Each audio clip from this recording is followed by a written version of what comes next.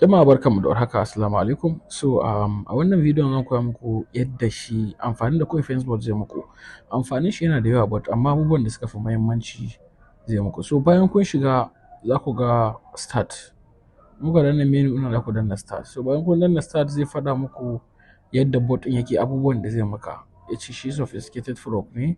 Zai baka range of useful features a sanan draw up, group leader, panel cards.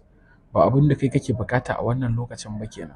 So abin da kake bukata kai yanzu ya baka insight na coin din, ka ga menene ya coin din ma yana da kyau a yanayin, kaga contract din coin din yana da kyau. Na biyu kuma sai kaga top holders din coin din. Zallan abin da yanzu nake amfani da shi kenan. But amma idan lokaci zuwa lokaci zan faɗa muku, kun ga sauran wayannan abubuwan duk yanayin duk wasu amfani da shi Facebook din yake yi. But amma for now ba ku bukatan su. Abin da kuka fi bukata shine waɗannan inside contract description da kuma top holders. Da ma wannan daga baya dai zamu zo mu yi magana akan su ma ɗaya bayan ɗaya. So abu na farko yanzu muna so mu san contract ɗin wani coin ne, zamu je dexscreener sai mu nemi wani coin ɗin da muke ganin muna so mu sanya a contract ɗin yake. Contract ɗin coin ɗin yana da kyau. So mun kafa mun zo a cikin fence ɗin mun yi posting. Kana pasting ɗin contract ɗin zai fito ma a details, kan gani? Ga details ɗin.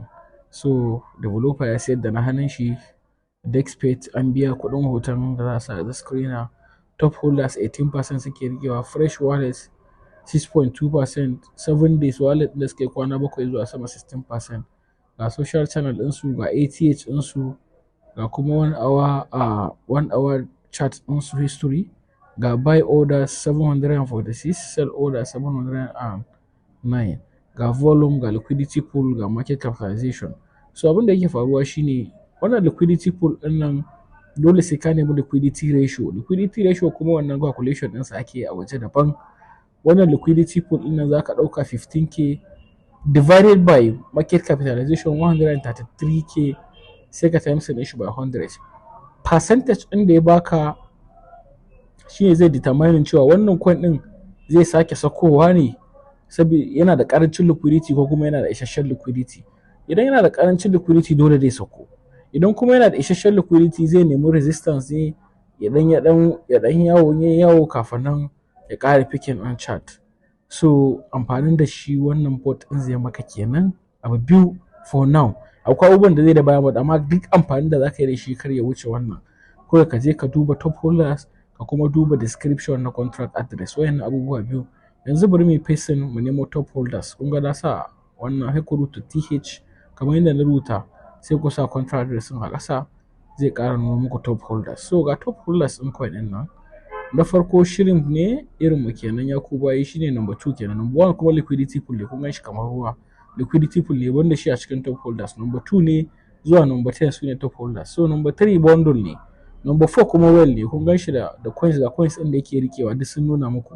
Number 5 bundle, 6 fish, 7 fish, 8 bundle, 9 fish.